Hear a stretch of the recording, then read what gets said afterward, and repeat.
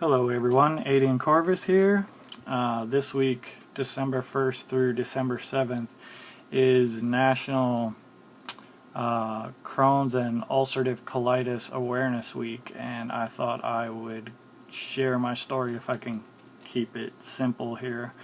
I'm a normal person just like all of you guys, gamer, love to do fun things. About probably going on 6 years ago, I started to get sick. Before work one day, I noticed a little bit of blood in my stool, and I didn't think anything of it, and a couple days later it went away and it didn't come back. Didn't think anything of it at the time. Few months later, happened again. Still didn't really think much of it at the time. Again, it went away. And this happened a few more times before I was like, maybe something is actually wrong and I should probably get it looked at. I went ahead and saw a doctor, and he didn't know what to make of it, but he was like, you probably should go see a GI specialist, and prescribe me some worthless pills. Of course that didn't work, so I went and made an appointment with a GI doctor, but at that point in time my sickness got pretty bad, where I was in a lot of pain in my abdomen and I was going to the bathroom more frequently, and the blood was in my stool more frequently.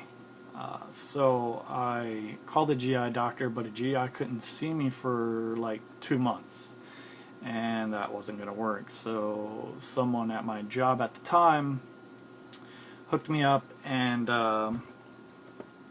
got me in to an appointment with their GI doctor, and so he got me in right away, which was good, within a week. As soon as I got in there, during that week's time, it really progressed where I was in a lot of pain, and I was going to the bathroom a lot more.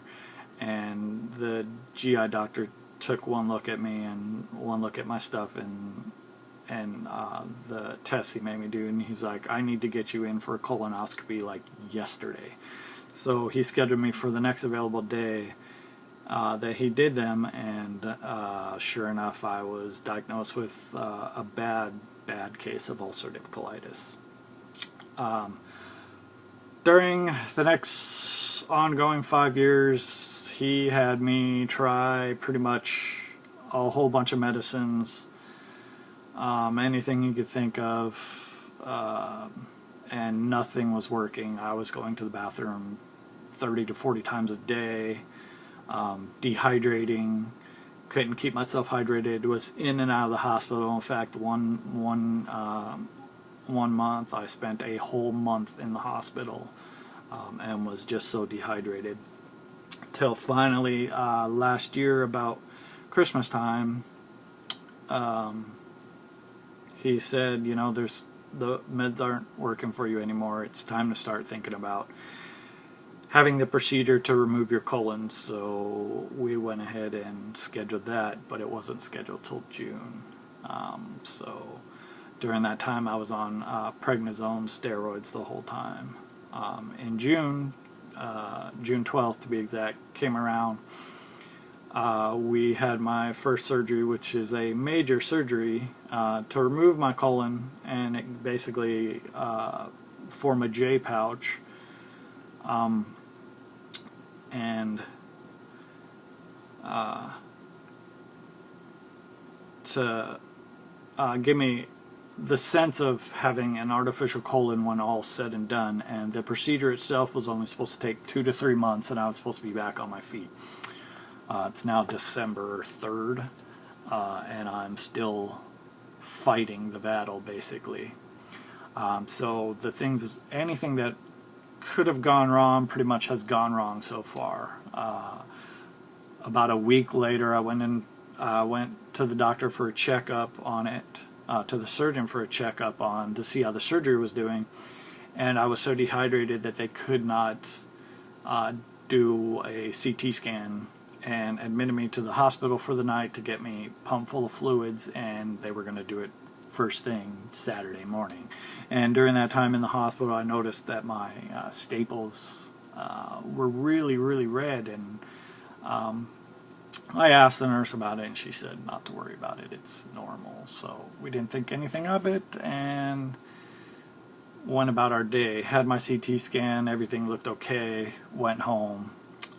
The last week of June it is now, and it's like a Thursday, and I'm sitting there watching TV with my wife. It's probably about 8 o'clock at night, and I'm feeling fine, nothing out of the ordinary. But then all of a sudden it hit me like a freight train, and by 8:30 I was so sick. I didn't know what was going on, and my wife was like, well, I'm taking you to the ER like right away. And she went to go get ready and left the room. By the time she came back in the room, I had passed out on the bed, and she had to call 911. They showed up and took me to the closest ER to my house, and they ran some scans and found out that the stuff inside had bursted, and I became sepsis.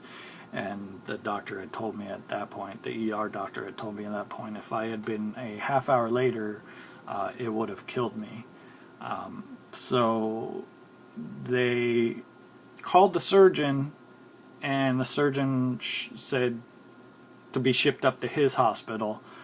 And they did that. It was probably about 3 o'clock in the morning at that point, and by 5 a.m. I was having emergency surgery, and I was in the ICU for a few days afterwards, and in the hospital till about July 3rd. During that time in the hospital, I kept telling them that I couldn't breathe. I was having problems breathing, and they was like, oh, it's normal, it's all part of the surgery. And I was like, I realize that, but no, this something else, something's wrong. And they were like, oh, don't worry about it. And it took me 3 days of having to tell them over and over again that I can't breathe, for them to run a test. And of course the test came back nothing. They couldn't find anything. Well, the next morning I woke up, I could barely draw a breath. And I told them they need to check me, and they need to check me now. Something's going on. I cannot breathe. And so they ran a different CT scan with a different kind of contrast, and found a pulmonary embolism in my right lung, blood clot basically. And if I wouldn't have been persistent and kept telling them that I couldn't breathe, that too would have killed me. So twice in 1 week basically. Since then I have been in and out of the hospital with multiple complications, dehydration, stuff just not working right, pain still in my abdomen. My body is just not healing as fast as it should be, and like I said, it's 6 months later now, and I'm still not fully healed.